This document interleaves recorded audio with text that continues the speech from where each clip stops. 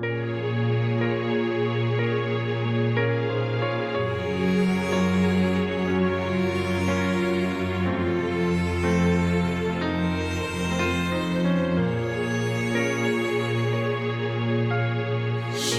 hakaway kasngi Ginrat lembat kisenran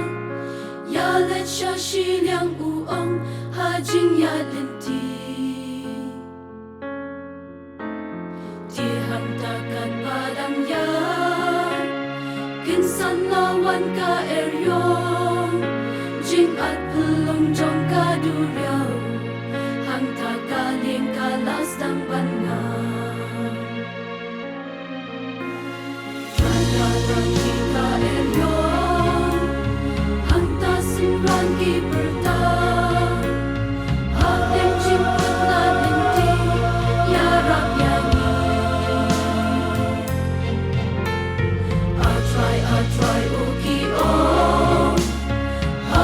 Jing do jing kermen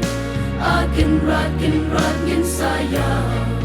Aduan kloduan manyara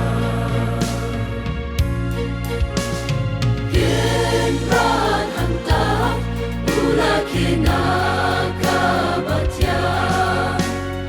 Ula yoslo Bagi pertar Sayap shisha Tuki try babha Hanta kinrat Shiken tien ukret Balay pishak tien ulas ne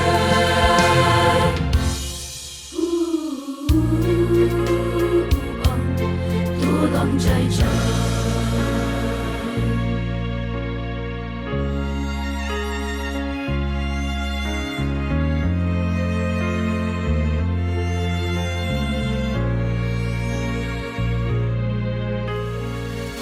Jing in trong April Eryong bunjat kiwan syong Jing at pelong ubang man Kiwan banslo Kin mau ba utray udon Hakalim jong nga jong pi Un penjay jaya ki eryo Ki bajuan syok gertlap yangi Rat hantar Ula kinaka batya Ula yoslo Bagi pertar Trying sayap Di sayap shisha Tuki try babha Hantar kinrat Shigen tien ukret Alay pishak tien ulas ner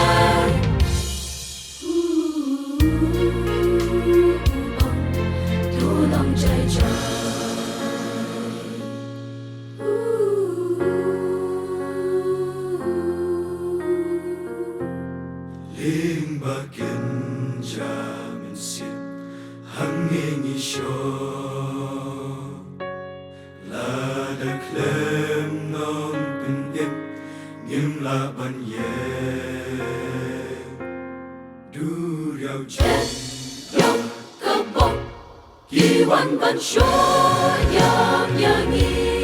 Lemboy klajing Jisu Ngim laban ye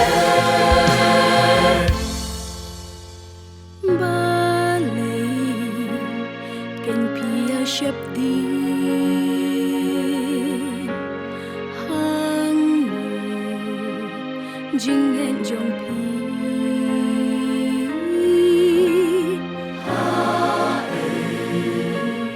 Benduria wasa Lada Ishalya hau Asia uni Wat eryong kakomo Magkadu yang rushi kinti